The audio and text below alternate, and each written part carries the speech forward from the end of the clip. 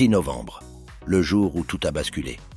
Que celui qui a de l'intelligence calcule le nombre de la bête, c'est un nombre d'hommes et son nombre est 666. Force est de constater que même la Bible n'aime pas le chiffre 6. À l'époque où Dieu et moi étions encore en bons termes et que j'allais à la messe tous les dimanches, le curé prenait énormément de plaisir à nous lire ce célèbre passage du livre de l'Apocalypse. Et comme tout le monde, on s'est alors demandé qui était la bête au juste. César Néron, l'empereur fou qui a assassiné Agrippine, sa propre mère, ou encore Hitler, le décérébré qui a gazé des millions de juifs, ou bien Léopold II, l'esclavagiste qui a coupé des millions de mains africaines. On a longtemps disserté ainsi sur tous les vampires que Dame Nature a produits à travers les âges, sans jamais trouver le candidat idéal. Mais en fin de compte, pourquoi toujours chercher loin ce que l'on a là, tout près? Est-ce qu'un Camerounais a vraiment besoin d'aller à Rome, en Allemagne ou en Belgique, pour deviner qui est son cauchemar à lui?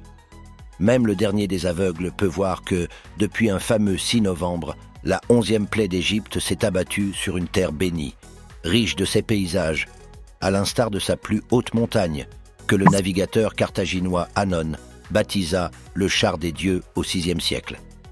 Riche de son potentiel alimentaire, le portugais Fernando Po, ayant tout bonnement surnommé son estuaire la rivière des crevettes en 1472, et riche de sa diversité inénarrable qui poussera le géographe Jean-Félix Lung à la surnommer Afrique en miniature en 1973.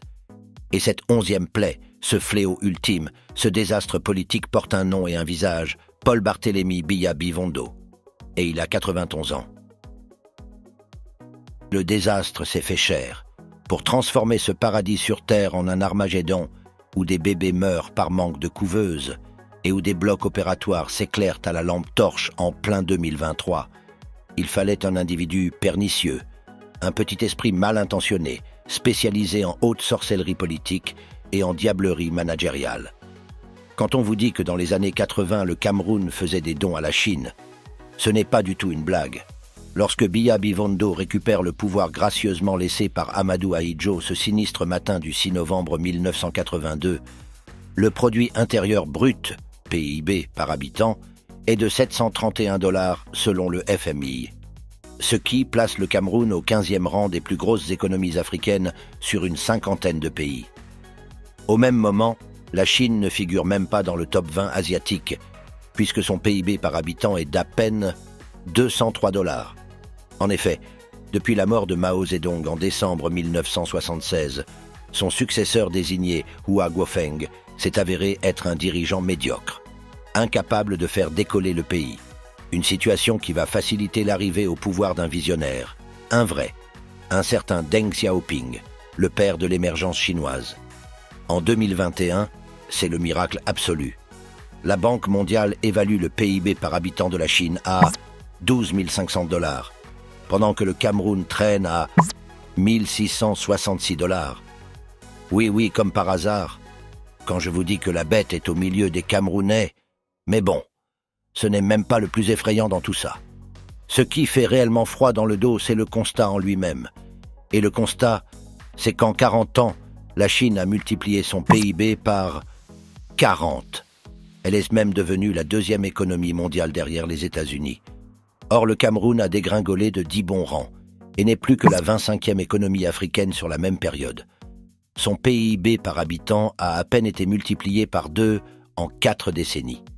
Et donc, de fil en aiguille, le salaire minimum interprofessionnel garanti, SMIG, d'un travailleur chinois est aujourd'hui de 2600 yuan, environ 350 €, tandis qu'un crevettonien touchera l'équivalent de 60 €.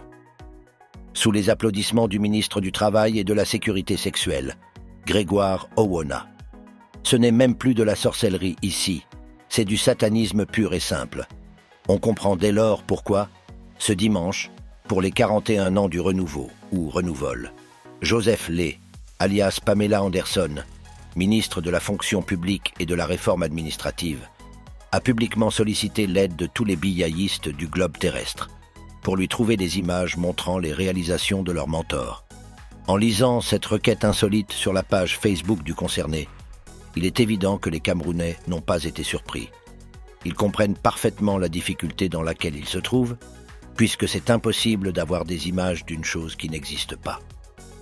En ce moment même, Mr. Anderson est encore en train de chercher la piscine olympique du complexe, devenu stade, de Japoma, et l'hôtel souterrain du complexe, devenu stade, d'Olembe. Sans oublier les 211 mégawatts que devait fournir le barrage de Mempheleu, ni le tramway qui devait circuler à Douala en 2011, ni le pôle technologique de Yaoundé, dont le budget de 11,2 milliards fut voté chez Tchouente, la conteuse de pangolins et de chauves-souris, ni le célèbre champ de tracteurs d'Ebolova, ni le...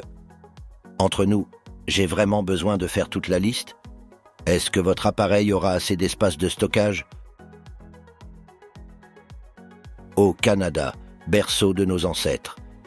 Quand nous disons qu'au regard de tout ceci, le Cameroun se viderait de sa population en l'espace de 3 minutes si l'on osait accorder le visa gratuit pour tous. De comiques personnages tels que Jean-François Eyenga, l'homme qui réfléchit plus lentement qu'une fourchette, avancent que nous salissons l'image du Cameroun. Lorsqu'on regarde le volume de particules de poussière flottant dans l'air à Yaoundé, on se demande s'il est encore possible de salir quoi que ce soit. Et voici d'ailleurs que, depuis quelques mois, nos prédictions se confirment au grand jour, puisque le Canada est devenu la nouvelle terre promise. Les Camerounais fuient leur pays comme les moustiques fuient la chambre après le passage de l'insecticide. Désormais, c'est le pays de Canada. Pardon, de Canaan. Et personne n'est en reste. De l'enseignant le plus diplômé au campagnard le plus inattendu, tout le monde veut partir. Et ne leur dites pas qu'il fait très froid en Amérique du Nord. Car, comme le disait Jean-Paul Sartre, le froid, c'est les autres. Au-delà des raisons économiques, ces braves gens souhaitent profiter ailleurs d'une liberté qu'ils n'ont pas chez eux. Il faut en effet noter cette vilaine astuce des billaïstes qui consiste à faire croire aux naïfs qu'ils sont aujourd'hui libres de s'exprimer, en comparaison avec l'ère Ahidjo où la répression était plus forte et plus ouverte. Or, la réalité, c'est que le mécanisme de coercition s'est juste quelque peu décalé, devenant plus sournois, plus subtil, encore qu'aujourd'hui encore, l'on dénombre des centaines de prisonniers et d'exilés politiques, que l'on voit toujours des policiers torturer des citoyens en pleine rue, et qu'un matamor du nom d'Atangadji compare carrément l'État à un mixeur chargé de broyer ses citoyens. Au Cameroun, tant que votre tintamarre sur les plateaux de télévision n'entraîne aucune émulation dans la rue, vous vous laisserez convaincre que vous voguez en liberté. Mais dès l'instant où votre verbe mettra réellement en branle les fondements du pouvoir, vous serez cueilli chez vous devant femmes et enfants, comme ce cher Bibou Nissak, sans autre forme de procès. C'est ici le bilan, démocratie et droits de l'homme, dans cette jungle moderne où même un défenseur du renouveau peut subir les foudres sodomites et gomorriennes de l'ogre qu'il a pourtant défendu bec et ongles. Martinez Zogo ne me démentira pas, et c'est à ce moment-là que certains comprennent qu'il n'y a pas de liberté d'expression en Crevétonie. Ce qu'il y a, c'est une simple liberté de bavarder, ça ne va pas plus loin.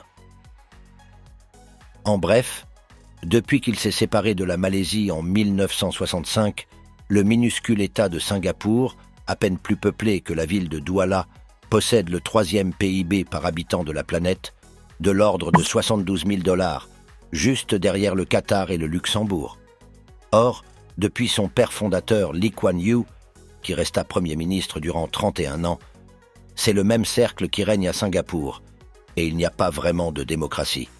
L'actuel Premier ministre, Lee Hsien Loong, est au pouvoir depuis 19 ans, depuis 2004, et même les chewing-gums sont interdits dans le pays. Mais le peuple s'en fiche, puisqu'ils sont riches et ont largement de quoi subvenir à leurs besoins.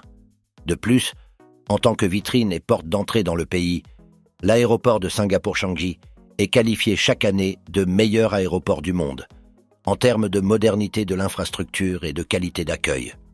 Depuis qu'il s'est séparé d'Ahidjo en 1982, le Cameroun est passé du top 15 au top 25 africain et a raflé toutes les premières places mondiales en termes de corruption et de banalisation du vol. Depuis 41 ans, c'est le même cartel qui est au pouvoir sous la poigne de fer de Paul Barthélémy Biya Bivondo. Non seulement il n'y a pas de démocratie, mais il n'y a également pas d'autoroute, pas d'électricité continue, pas de toilettes dans les services publics, et pas de cure-dents produits localement. Quant à l'aéroport du pays, Yaoundé-Simalène, l'on vous exige encore en 2023 de remplir un formulaire à la main à votre arrivée, comme au temps des primates. D'ailleurs, l'aéroport lui-même ressemble à « Oups, plus de son ». Tout ceci parce qu'il y a 4 décennies, la malchance est descendue sur terre et a envoyé son fils unique aux Camerounais, afin que quiconque croit au développement finisse torturé comme Mispa Awassoum ou assassiné comme Samuel Ouazizi. En 1982, il était plus facile de développer le Cameroun à l'image de la Chine que de le faire sombrer dans le tartare du tribalisme et de la misère chronique. Mais comme Paul Barthélemy aime se le dire lui-même, impossible n'est pas camerounais, et parce qu'il aime les gros défis, il a donc choisi de faire le plus difficile. Et il a réussi. Bravo son incompétence, Paul Biya. Merci d'avoir regardé. Si cette vidéo vous a plu, laissez-nous un like, puis un commentaire. Et abonnez-vous à notre chaîne sans oublier d'activer la cloche de notification. À bientôt.